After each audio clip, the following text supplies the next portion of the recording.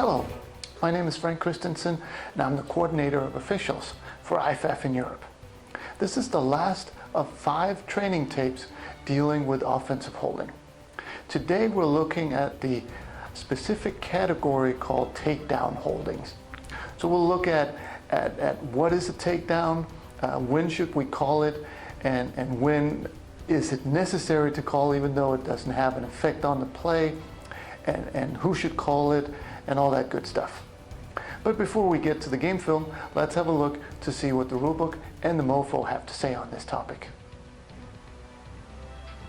In the rulebook, we go to 399B that defines holding as: the hand and arm shall not be used to grasp, pull, hook, clamp, or encircle in any way that illegally impedes or illegally obstructs an opponent. And that was pretty much it for the rulebook. In the MOFO, we go to 3-3 contact fouls. 1A, only call it when all of the following conditions are met. 1. The foul is visibly apparent. That means if it wouldn't show up on video, don't call it. 2. The foul affects the play or is conspicuous. That means if it is away from the point of attack and isn't conspicuous, don't call it. 3. The action is demonstrably restrictive. That means if the player is not illegally slowed down or forced to take a longer route to his target, don't call it. And 4. The foul disadvantages the opponent. That means if it actually moves the player the way he wants to go, don't call it. B. Actions that constitute offensive holding include: 1. Grab and restrict. Grabbing the opponent's body or uniform in a manner that restricts his ability to go in the direction he wishes to go. 2. Hook and restrict. Hooking a hand or arm around the opponent's body beyond the frame of the body presented to the blocker in a manner that restricts his ability to go in the direction he wishes to go. And 3. Takedown, which is also the focus area of this training tape. Taking an opponent to the ground by grabbing or hooking when he doesn't want to go to the ground. Note that blocking the opponent to the ground by use of the hand or arms within the frame of the opponent's body or in the back in the free blocking zone is not illegal.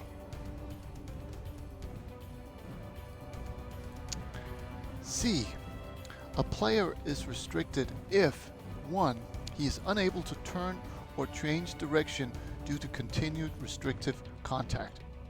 2. His upper body is turned by the blocker having his arms around him. 3. He is unable to gain separation or to disengage from the opponent by turning, twisting, stopping, etc.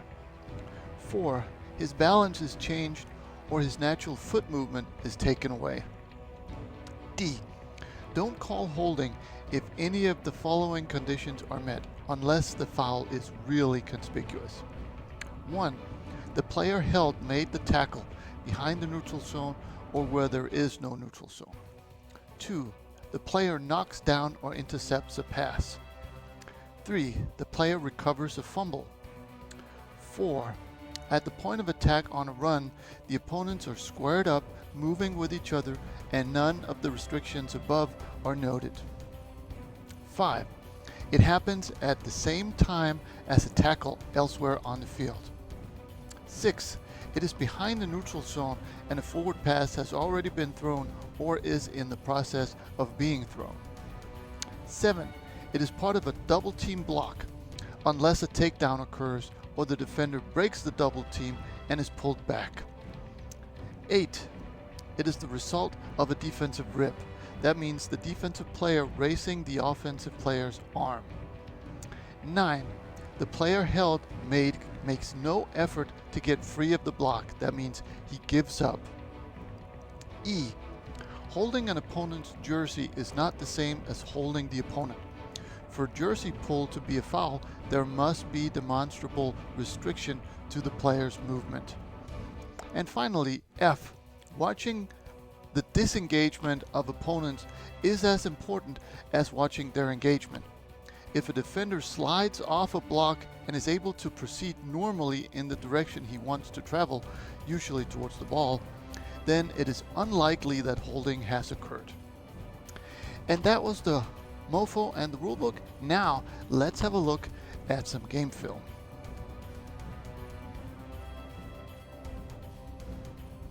On this first play, we're looking at the tackle closest to the camera here, and he's going to engage the defensive end right there, and they're going to go to the ground.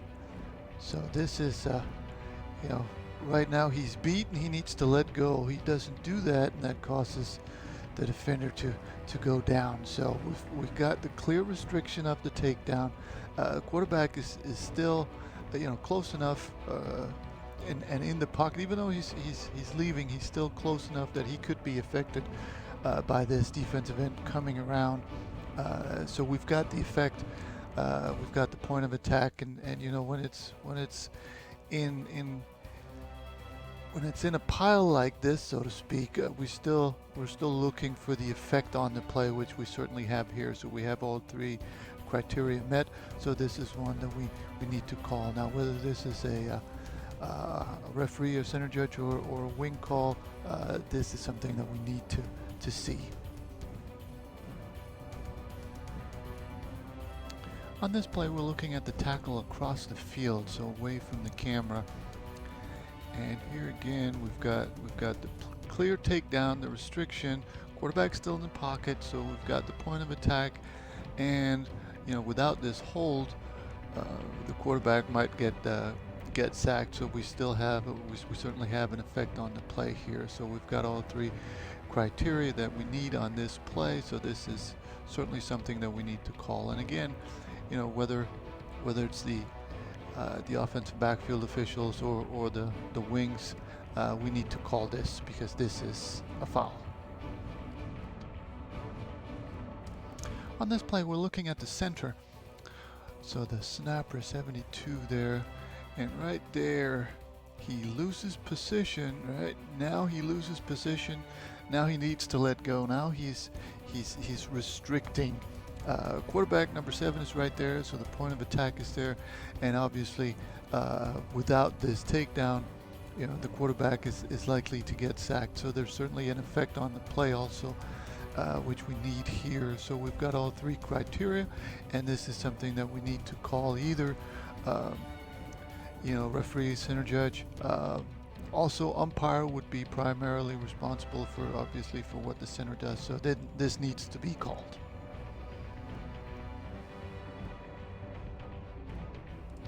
On this play, we're looking at the right tackle 79, and we'll see the same thing again right there. So we've got restriction here. We've got the takedown. Quarterback still in the pocket, so the point of attack is there, and it certainly has an effect on the quarterback's ability to get out of the pocket and get away. And as an extra bonus, the referee does a good job of throwing this flag, but as an extra bonus here, this is the equivalent of a quarterback with an empty hand, the way the referee tries to throw this flag. Right there, whoops, the flag is behind him, so the spot is not super, but the call is still good.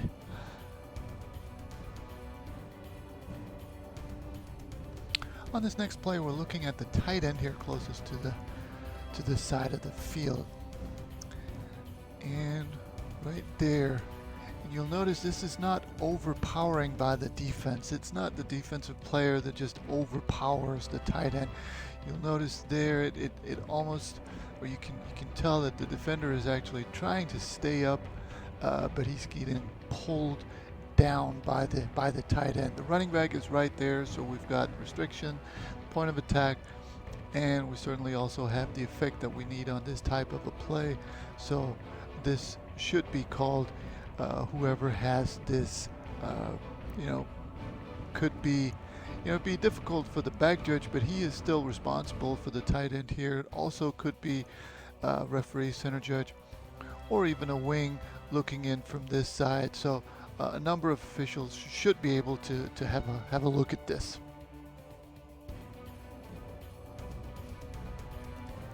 So on this play, we're looking at the the end right here closest to the camera. He's going to come around, and there he's going to be yanked down.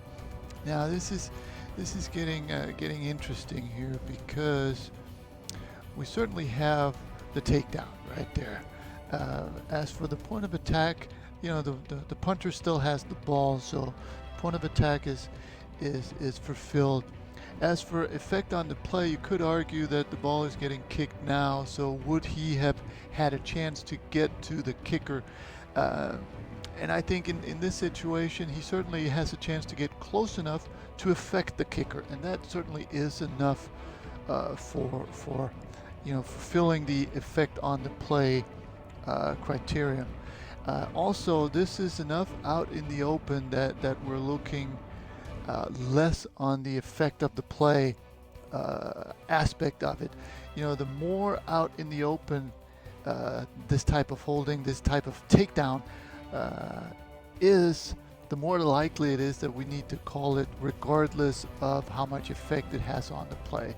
But here I think it happens early enough, this holding, that the defender could have had a chance to at least affect the kicker, so that fulfills the effect on the play criterion. So this needs to be called either by the wing, or the center judge, or the referee. We need to be on top of this. We're now moving into the place where we can let it go with the talk to, or just let it go. We're looking at the left guard here, 55, and there he kind of pulls down the defender, but really the defender, he turns his own back, and now he kind of loses his own balance.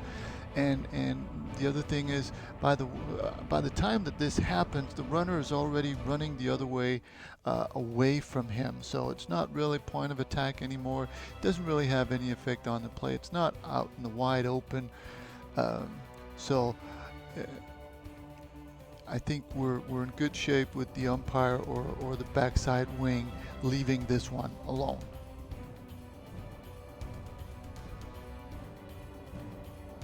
On this play, we're looking at the nearest tackle here, closest to the camera, and this is really not a takedown holding. It's more of just an overpower and the offensive guy winning. So this is certainly not what we're looking for.